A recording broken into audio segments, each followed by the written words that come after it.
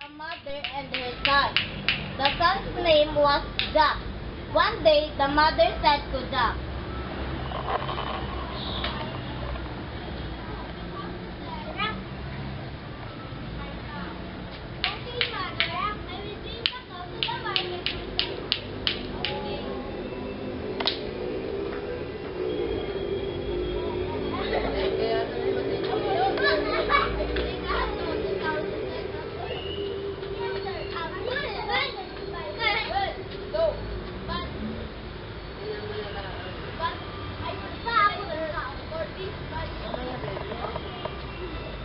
Jack and the man traded. Jack was so excited, he ran all the way home.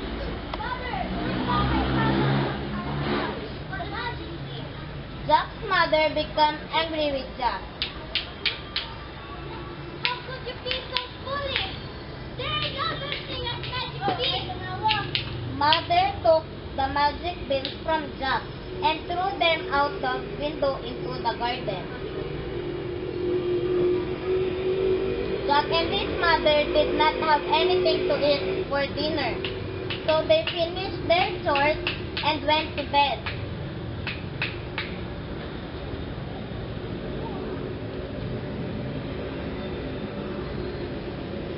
The next morning, Jack and his mother had a big surprise.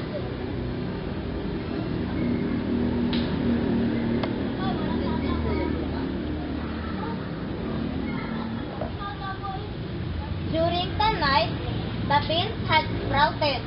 They had grown into a thick beanstalk, so tall that it was in the clouds.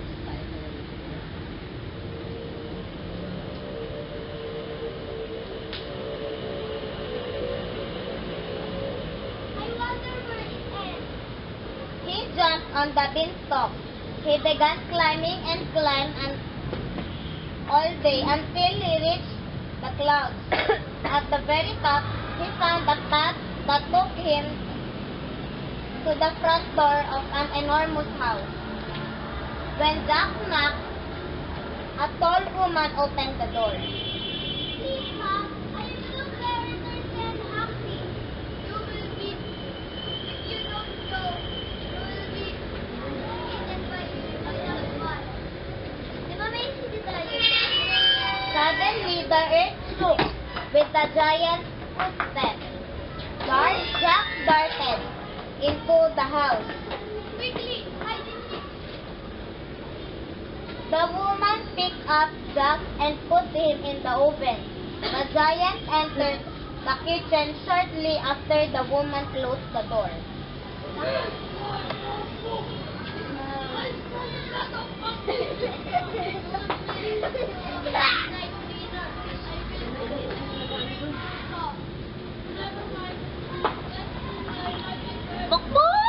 The woman brought the giant his magic hen. Jack picked out and watched the hen lay one golden egg after another. Soon the giant was fast asleep and snoring. Jack quietly grabbed the magic hen, but the hen cackled loudly, woke the giant. Jack ran like the wind. He climbed down the beanstalk, but the giant was very close behind him.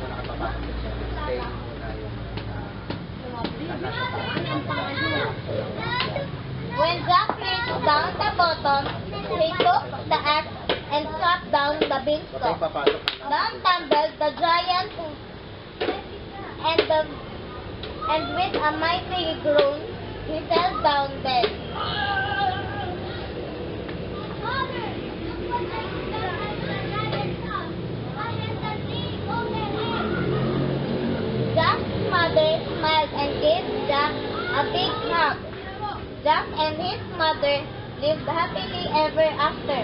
Thanks to the golden egg, they never needed anything ever again. Pupunta pa ako doon pagtatakot. Ikaw lang kayo. Mag-down na lang daw.